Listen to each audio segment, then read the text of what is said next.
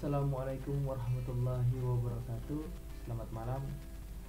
Di sini kelompok kami akan mempresentasikan artificial intelligence. Sebelum itu, saya akan memperkenalkan terlebih dahulu teman-teman yang ada di dalam kelompok saya. Yang pertama itu Iqbal Jabar Marjan dengan NIM 2204102.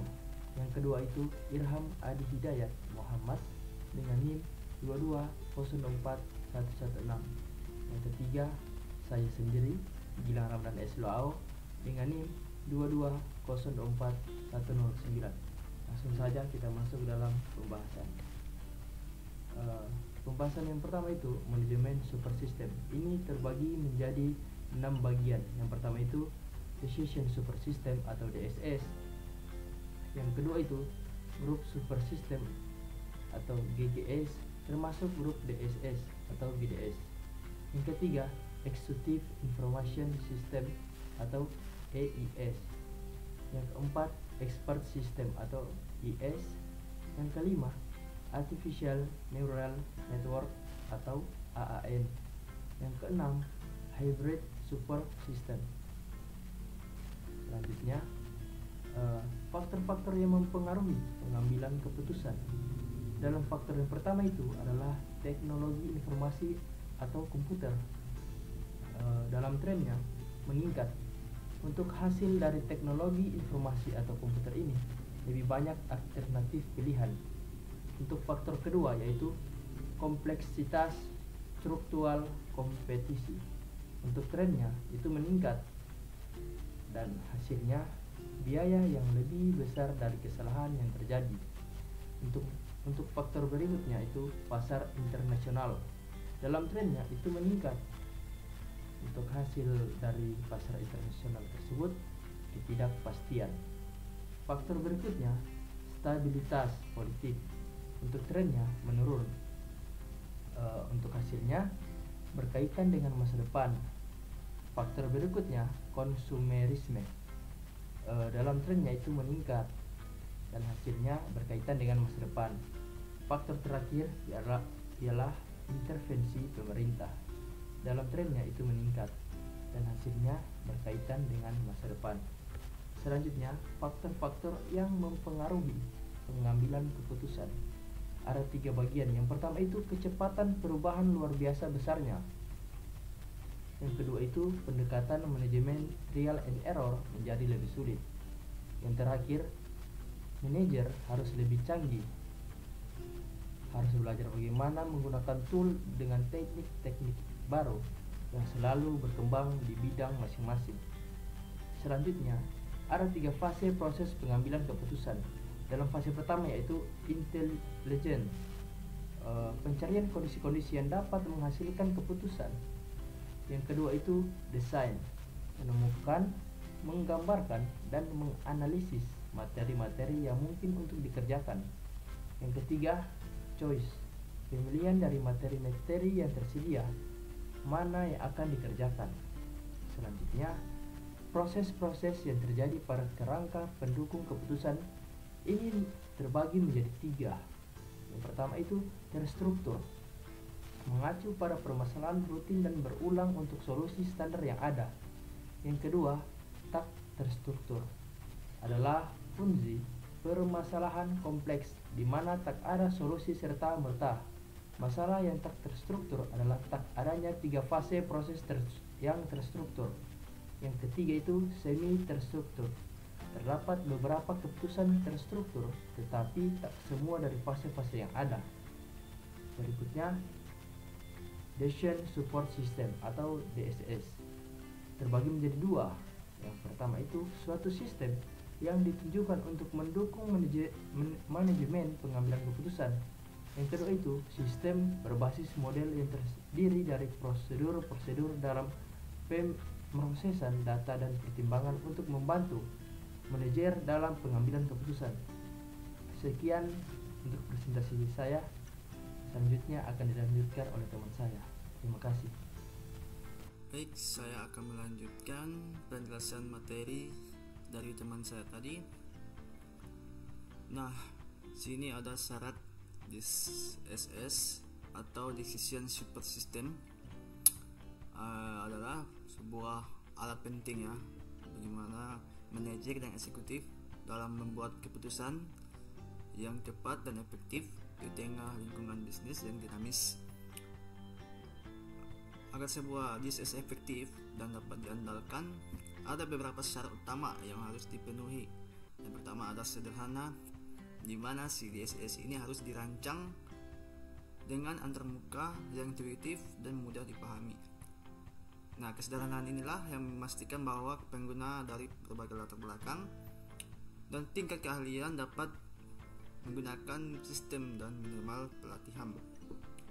Dengan demikian, pengguna dapat fokus pada pengambilan keputusan tanpa harus memikirkan kerumitan teknis. Yang kedua ada bus.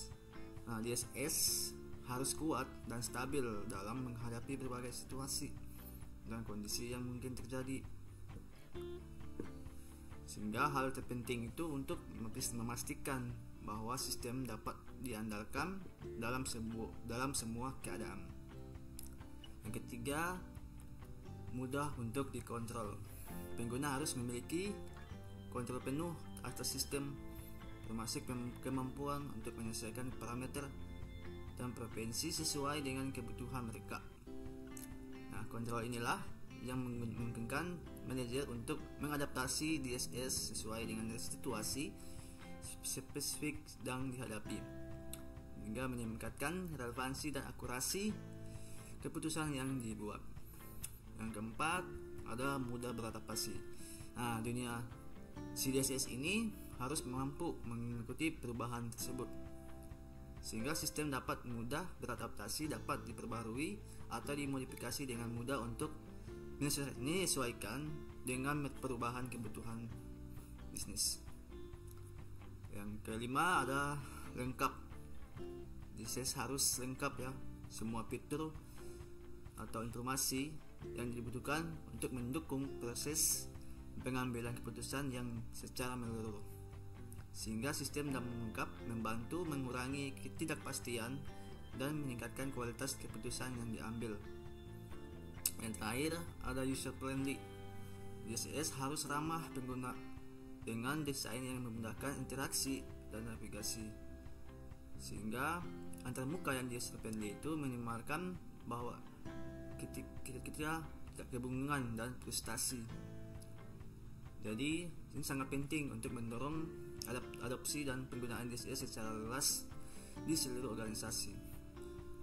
Nah, selanjutnya ada istilah-istilah DSS. Nah, istilah-istilah DSS ini menurut dari Gregory on Scott Morton pada 1971, pada tahun 1971, DSS dia mendefinisikan bahwa problem type, system function atau support. Lalu ada Liddell tahun 1970, ada sistem, dia mendefinisikan system function enterprise characteristic. Ada Alter tahun 1980, dia mendefinisikan user preference system objective. Dan ilmuwan lainnya yang mendefinisikan. Kita langsung saja lanjut. Nah, di sini ada karakteristik dan kemampuan DSS. Yang kita lihat di gambar ini ada 14 karakteristik dan kemampuan. Oke, lanjut. Nah, ini ada penjelasan. DSS menyediakan dukungan bagi pengambil keputusan, terutama pada situasi semi-terstruktur dan tak terstruktur, dengan memadukan pertimbangan manusia dan informasi terkomputerisasi. Lalu ada dukungan disediakan untuk berbagai level manajerial yang berbeda, mulai dari pimpinan puncak sampai manajer lapangan. Lalu ada dukungan disediakan bagi individu dan juga bagi grup. Selanjutnya, DSS menyediakan dukungan ke berbagai keputusan yang berurutan atau saling berkaitan. Lalu ada DSS menunjukkan berbagai fase proses pengambilan keputusan, di mana misalnya intelligence, design, ada choice. DSS mendukung berbagai proses pengambilan keputusan yang berbeda-beda. Lalu ada DSS selalu bisa beradaptasi sepanjang masa. Nah, selanjutnya Si DSS ini mudah untuk digunakan. Lalu ada DSS mencoba untuk meningkatkan efektivitas dari pengambilan keputusan atau dikasih jangka waktu atau kualitas ya. Lebih daripada efisiensi yang bisa diperoleh, biaya membuat keputusan termasuk biaya penggunaan komputer. Kemudian ada pengambil keputusan memiliki kontrol menyeluruh terhadap semua langkah proses pengambilan keputusan dalam menyelesaikan masalah.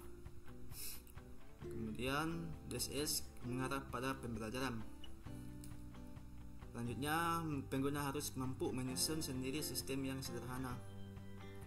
Lalu ada DSS biasanya menggunakan berbagai model dalam menganalisis berbagai keputusan. Lalu ada DSS dalam tingkat lanjut dilengkapi dengan komponen kernel lights yang bisa memberikan solusi yang efisien dan efektif dari berbagai masalah yang pelik.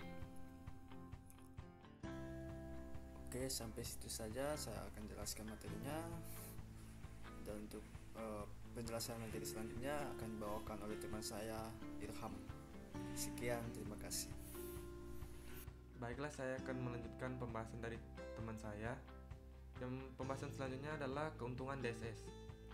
Terdapat beberapa keuntungan DSS. Yang pertama adalah mampu mendukung pencarian solusi dari masalah yang kompleks, respon cepat pada situasi yang tidak diharapkan dalam kondisi yang berubah-ubah, mampu untuk menerapkan berbagai strategi yang berbeda-beda pada konfigurasi yang berbeda secara cepat dan tepat, serta terdapat pandangan dan pembelajaran yang baru. Dapat memfasilitasi komunikasi, meningkatkan kontrol manajemen dan kinerja, penghematan biaya, keputusan lebih tepat, serta meningkatkan efektivitas manajerial yang menjadikan manajer dapat bekerja lebih singkat dan dengan sedikit usaha, meningkatkan produktivitas analisis. Selanjutnya kita akan masuk ke komponen DSS. Terdapat 4 komponen DSS. Yang pertama adalah data manajemen yang termasuk database, yang mengandung data yang relevan untuk berbagai situasi dan diatur oleh software yang disebut Database Management System atau bisa disingkat adalah DBMS. Selanjutnya, yang kedua adalah model manajemen, yang melibatkan model finansial, statistikal, manajemen sains, atau berbagai model kuantitatif lainnya, sehingga dapat memberikan suatu kemampuan analitis dan manajemen software yang dapat diperlukan dalam sistem. Yang ketiga adalah communication atau dialog subsystem. User dapat berkomunikasi dan memberikan perintah pada DSS melalui subsistem ini, yang artinya menyediakan antarmuka. Yang terakhir adalah knowledge management. Subsistem opsional ini dapat mendukung subsistem lainnya atau bertindak sebagai komponen yang berdiri sendiri. Dan ini adalah model konseptual dari DSS. Terdapat order komputer atau base system, data management, model management, knowledge manager, dialog management, serta terdapat manager atau user, dan terdapat data eksternal dan internalnya. Sekian pembahasan dari kelompok kami. Jika ada kekurangan mohon dimaafkan. Terima kasih.